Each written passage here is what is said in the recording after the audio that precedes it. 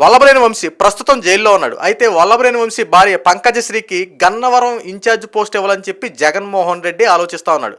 జగన్మోహన్ రెడ్డి తీసుకున్న నిర్ణయం పట్ల ఆ గన్నవరంలో ఉన్నటువంటి వైఎస్ఆర్సీపీ పార్టీ వాళ్ళు పెద్ద ఎత్తున ఆందోళన చేస్తూ ఉన్నారు. అంతేకాకుండా జగన్మోహన్ రెడ్డి నిర్ణయాల పట్ల దుమ్ము దుమారం అవుతూ ఉంది. ఈరోజు సోషల్ మీడియాలో తీవ్రంగా రచ్చ మొదలైపోయింది. జగన్మోహన్ రెడ్డి ఏం ఆలోచిస్తాడో ఏంటో అర్థం కాదు, కానీ పార్టీలో అంతర్గత కలహాలు తెచ్చుకునేలా తన యొక్క నిర్ణయాలు ఉన్నాయని చెప్పి వైఎస్ఆర్సీపీ పార్టీలు పెద్ద ఎత్తున వాపోతూ ఉన్నారు. అయితే ప్రస్తుతం గన్నవరం ఇన్ఛార్జ్ పోస్టు పంకజశ్రీకి ఇస్తే ఆ పార్టీ నమ్ముకుని చాలామంది ఉన్నారు వైఎస్ఆర్సీపీ పార్టీలో.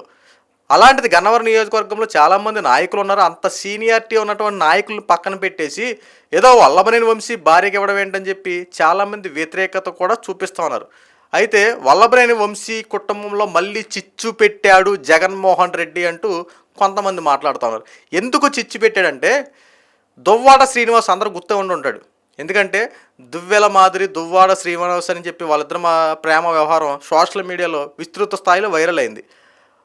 దువ్వాడ శ్రీనివాస్ యొక్క భార్య వాణి అప్పట్లో ఇన్ఛార్జ్ పోస్టు ఆవిడకి ఇవ్వడం, ఈ దువ్వాడ శ్రీనివాస్ని కాస్త పక్కన పెట్టి 3-4 నెలల్లో ఆ యొక్క వారిని ఇన్ఛార్జిగా ప్రకటించి జగన్మోహన్ రెడ్డి కాస్త రాజకీయాలు నడిపాడు.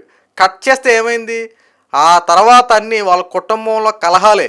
వాళ్ళ కుటుంబంలో ఈ రోజు కూడా ఏదో ఒక సమస్యతో కొట్టుమిట్టాడుతున్నారు తప్ప కనీసం వాళ్ళకి ఈ రోజు కూడా మనశాంతి లేదు. ఒక పక్కన ఫ్యామిలీ ప్రాబ్లమ్స్, తర్వాత ఈ దువ్వాడ శ్రీనివాస్ దివ్వెల మాదిరి వాళ్ళ ప్రేమ వ్యవహారం ముదిరి వాళ్ళిద్దరూ సపరేట్ అయిపోవడం, ఈ వాణిని సపరేట్ చేసేయడం, పెద్ద రాజకీయ రచ్చ జరిగింది. సేమ్ ఇదే సిచ్యువేషన్ ఇన్ఛార్జి విషయంలో మళ్ళీ వల్లభనేని వంశీ కుటుంబంలో జగన్మోహన్ రెడ్డి చిచ్చు పెట్టబోతున్నాడంటూ ఈ వార్తలు హైలైట్ అవుతూ ఉన్నాయి. అంటే వల్లభనేని వంశీ ప్రస్తుతం జైల్లో ఉంటే జగన్మోహన్ రెడ్డి ఏం చేస్తూ ఉన్నాడు, 6 నెలల బట్టి కనీసం పట్టించుకోకుండా ఏం చేస్తాడని చెప్పి పంకజశ్రీ కూడా ఫైర్ అవుతున్నట్టు కొన్ని వార్తలు వస్తూ ఉన్నాయి. సో ఏంటంటే ఇప్పుడు ప్రస్తుతం వల్లభనేని వంశీకి బెయిల్ వచ్చినట్టే వచ్చినా రానట్టే అయిపోయింది మళ్ళీ. అంటే ప్రస్తుతం వల్లభనేని వంశీ మీద ఒక కేసు కాదు, first of all TDP party ఆఫీసును ధ్వంసం చేసాడు ఒక కేసు అయితే, దళితుడిని కిడ్నాప్ చేసిన వ్యవహారం రెండోది అయితే, పీటీ వారెంట్ ఒక కేసునుంది. అంతేకాకుండా ఈ యొక్క జగనన్న ఇళ్ల పట్టాల స్కామ్లు ఎంఆర్ఓ సిగ్నేచర్ ఫోర్జరీ చేసేసి జగనన్న ఇళ్ల పట్టణాల పంపిణీకి శ్రీకారం చుట్టేసినటువంటి వ్యవహారాలు ఒకటి, మైనింగ్ వ్యవహారాలు ఒకటి, అక్రమాస్తులు కూడబెట్టాడని అదొకటి. సో వల్లభనేని వంశీ చుట్టూ అనేక కేసులు అలుముకుని ఉన్నాయి. ఇప్పుడప్పుడే బెయిల్ వచ్చే అవకాశం అయితే లేదు. ప్రస్తుతం వల్లభనేని వంశీ ఆరోగ్య పరిస్థితులు అయితే చాలా క్షీణించాయి. అసలు గతంలో వల్లభనేని వంశీ ఎలా ఉండేవాడు, నోరు అదుపులో పెట్టుకునేవాడు, పనులు చక్కగా చేసేవాడు. వల్లభనేని వంశీ ఓ హొందాగా ఉండేవాడు ఏది టీడీపీ పార్టీలో ఉన్నప్పుడు. ఎప్పుడైతే ఈ వైఎస్ఆర్సీపీ పార్టీలోకి వెళ్ళాడో వల్లభనేని వంశీ ఇంకా ధీటుగా ప్రత్యర్థుల మీద విరుచుకుపడిపోయాడు. అంటే ధీటుగా ప్రత్యర్థులు ఎవరో చంద్రబాబు నాయుడు, పవన్ కళ్యాణ్, నారా లోకేష్ మీద విస్తృత స్థాయిలో చాలా విమర్శలు గుప్పించాడు. అంతేకాకుండా అసెంబ్లీలో మాట్లాడినటువంటి మాటల వల్ల వల్లభనేని వంశీ పతనానికి అతనే గొయ్యి తోకున్నాడు అనడానికి అక్కడ ప్రధాన బీజం పడింది. ఎందుకంటే ఆడవాళ్ళ జోలికి వెళ్ళకూడదు. ఆడవాళ్ళ జోలికి వెళ్ళినటువంటి వల్లభనేని వంశీ పరిస్థితి ఏమైంది, కట్ చేస్తే ఈ రోజున 77-78 ఏళ్ళు ఉన్నటువంటి ముసలోళ్ళ తయారైపోయాడు. అంటే ఆ రోజున వల్లభనేని వంశీ అసెంబ్లీ సాక్షిగా నారా లోకేష్ తల్లి భువనేశ్వరి గారు, చంద్రబాబు గారి యొక్క సతీమణి భువనేశ్వరి గారి మీద ఎంత అసభ్యకర పదజాలను ఉపయోగించి మాట్లాడాడు, అక్రమ సంబంధాలు అంటగట్టినట్టు మాట్లాడాడు. యావత్ రాష్ట్రం అంతా చూసింది ఆ విషయాలు. అంటే లైవ్ టీవీలు అసెంబ్లీలో జరిగినటువంటి డిబేట్స్ అన్నీ లైవ్లో వస్తాయి. అలాంటి టైంలో వల్లభనేని వంశీ ఇంత దారుణంగా అక్రమ సంబంధాలు అంటకట్టే విధంగా మాట్లాడాడంటే ఏ కొడుకు ఊరుకుంటాడు, ఏ భర్త ఊరుకుంటాడు? ఒకసారి చెప్పండి. ఈ రోజుల్లో నీ భార్యని కానీ నీ తల్లిని కానీ ఎవరైనా ఏదైనా అనరాని మాట అన్నా, ఏదైనా ఇబ్బంది పెట్టే పనులుగా చేసినా ఊరుకుంటావు? నువ్వు ఊరుకుంటావా? కానీ జగన్మోహన్ రెడ్డి ఆ రోజున ఏం చేయాలి, అసెంబ్లీ సాక్షి ఎంత దారుణంగా మాట్లాడి తప్పు వంశీ అలా మాట్లాడకూడదని చెప్పి ఖండించి లేకపోతే పార్టీ నుండి సస్పెండ్ చేయడం, కానీ అతని మీద చర్యలు తీసుకుంటాం ఇలాంటి చేయకుండా జగన్మోహన్ రెడ్డి వల్లభనేని వంశీని వెనకేసుకురావడమే కాకుండా వాళ్ళ సంబంధించిన నాయకులందరూ పగలబడిన వేరే రోజున. ఆ తర్వాత కొడాలి నాని కూడా దాన్ని అలాగే రిపీట్ చేశాడు. తర్వాత ఉన్నాడు అంబటి రాంబాబు కూడా దీని మీద వ్యాఖ్యలు చేశాడు. సో ఇలాంటి వారికి ఖచ్చితంగా కఠినంగా శిక్ష పడాలి. ఈ రోజున వల్లభనేని వంశీ చేసినటువంటి వ్యాఖ్యలు ఇలాంటి వ్యాఖ్యలు కాదుగా. ఒక తల్లిని నిండు సభలో అవమానించపరిచేలా మాట్లాడాడు. ఇంత దారుణంగా మాట్లాడిన వ్యక్తిని ఎలా వదిలేస్తారు?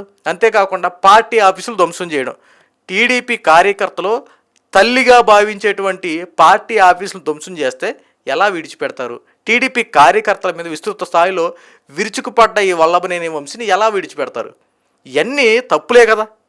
జగన్మోహన్ రెడ్డి గతంలో కనుక నిజంగా వల్లభనేని వంశీని కాస్త మందలించినట్టు కనుక ఉంటే పరిస్థితి ఇంతవరకు రాదు కదా. ఈ రోజున పంకజశ్రీ ఎలా ఒప్పుకుంటుంది అనుకుంటున్నావు? వల్లభనేని వంశీతో ఇష్టానుసారంగా మాట్లాడిచ్చి నీకు నేనున్నాను, నేను చూసుకున్నానని చెప్పి రెచ్చగొట్టింది నువ్వే కదా. ఈ రోజున మళ్ళీ పార్టీ ఇన్ఛార్జ్ పోస్ట్ ఇస్తా, నీ భర్త జైల్లో ఉన్నాడు కదా, నువ్వు పార్టీ బాధ్యతలు స్వీకరించు, నువ్వు పార్టీ ఇన్ఛార్జిగా నువ్వు అధికారంలోకి రా, నేను నీకు సపోర్ట్ ఇస్తానని చెప్పి ఈ పంకశ్రీని కూడా లాగేసి ఆవిడ కూడా రాజకీయాలు చిచ్చు పెట్టాలని చెప్పి చూస్తున్నామే జగన్మోహన్ రెడ్డి.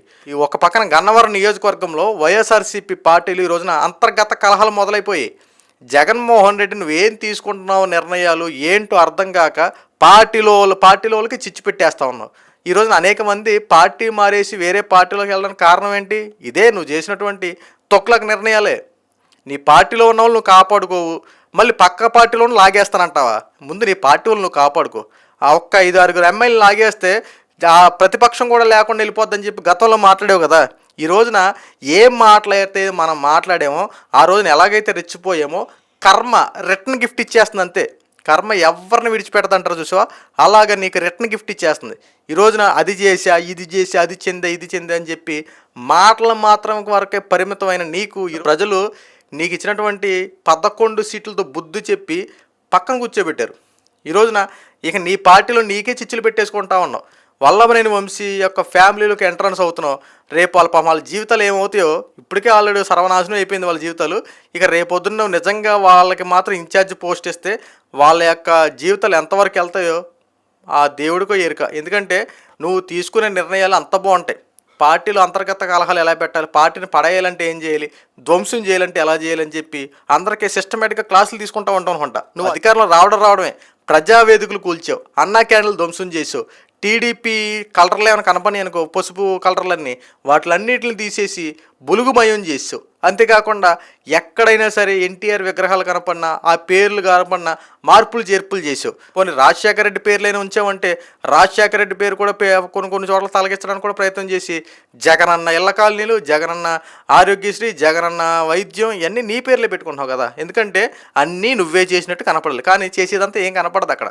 ఈ రోజున నువ్వు ఖచ్చితంగా టీడీపీ పార్టీ నీ యొక్క పతనానికి నువ్వే నాంది పలుకుంటున్నావు.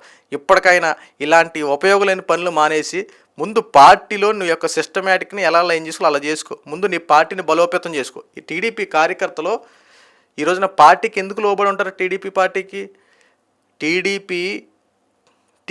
పార్టీకి కార్యకర్తలే బలం.